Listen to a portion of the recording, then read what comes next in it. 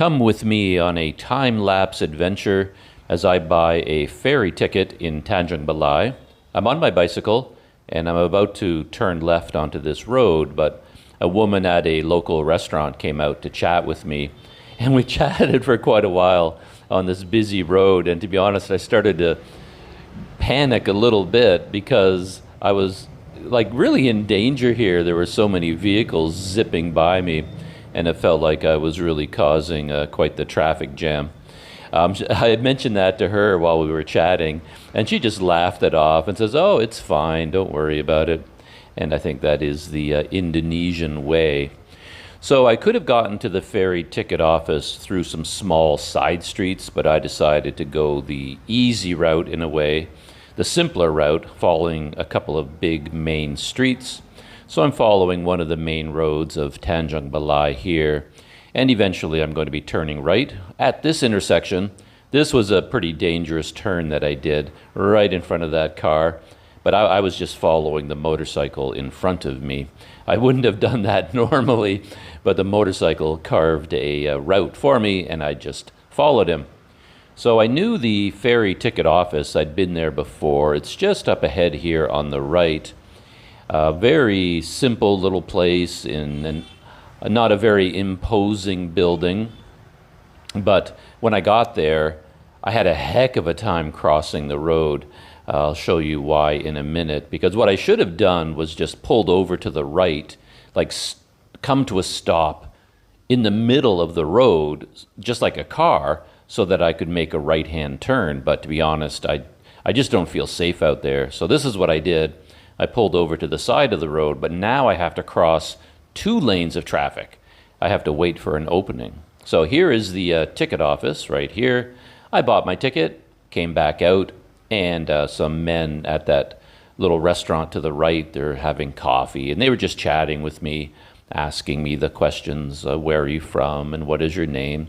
And once we finished our chat, I got back on my bike, and I kept crossing these rivers to take pictures, and I was actually recording an audio track while I was doing this. I should have aimed my camera, even with the time lapse, over towards the river, but I didn't think of it. So the rivers did not make it into the time lapse. So I'm following this road downtown. It was a really tricky road. You see all those potholes full of mud. Another river I stopped to look at, but it's not in the time lapse. But I had to ride along here pretty carefully, avoiding all of these potholes and sort of winding my way through, trying not to get hit from behind by a becak. And all roads in Tanjung Balai seem to lead me by the Grand Singgi Hotel. There it is. We just went right by it again. And here I'm in downtown Tanjung Balai, and I'm looking for the Momoyoyo ice cream parlor. There it is, Momoyo. I popped in, had a ice cream sundae with an Oreo crumbs on top. I paid 2,000 rupiah to the parking attendant, and then I decided to head for the waterfront, the river shore area. I could go this way to head back to my hotel. And look at this. This is really quite amusing. I picked up my bike here and then give it a beat. 1, 2, here come the students. Like, as soon as you stop moving as a foreigner in Tanjung Balai, everybody will come and talk to you. So it's pretty amazing, and it's a lot of fun. We were busy here taking pictures together, all kinds of selfies, and they were asking me questions, and they finally says, "Sir, aren't you hot out here in the sun? Let's go in the shade." So I love that little video sequence. And yeah, so we went underneath here to be in the shade, and I actually started shooting video at this time. I got out my smartphone, and they were asking me a bunch of questions, and we were chatting for a little while. This was a lot of fun.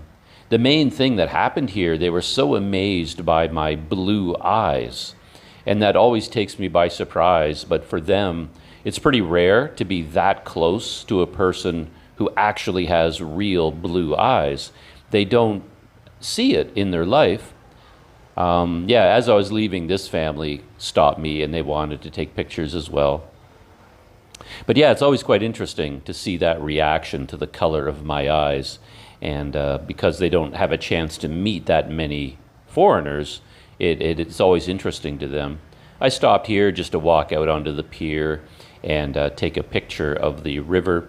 I was running an app called Relive, which was tracking my progress on a map. And then you can insert pictures. So I need to stop from time to time. I remind myself, oh, I need to take a picture for Relive. So I got off there and took a picture of the river. Going through the fish market area there, you really smell the fish in the air. And coming up is quite a busy little road. Yeah, that was quite something. Just making that little turn from the side road onto the busy road. Yeah, I guess I'm pretty good at it by now. I've ridden my bike in Sumatra quite a bit. And one of the worst things you can do is stop. You really just sort of should keep your speed up and just keep going. And as soon as, if you do come to a stop, it becomes so much more difficult to get going again. To cross a road, it's better to just keep your speed up, close your eyes, and just go for it. So I'm on my way back to the hotel, and I remember going a little bit slowly here because I was trying to refresh my memory as I got close to the street where my hotel is located. And here it is. So I found it. And this is the last little section of street. And I'm hoping that this little shop would be open where I stop to get cold drinks all the time. Here is an Alpha Mart. We just went by it. I could get cold drinks there, but it takes like 20 minutes to get in and out. Look how fast this is. Local shop, soy milk. Thank you. I'm back on the bike. It took like 10 seconds to buy my ice cold soya milk, and at Alpha Mart that would have taken 20 minutes. Back at my hotel, parking my bicycle, and that is the end of the time lapse.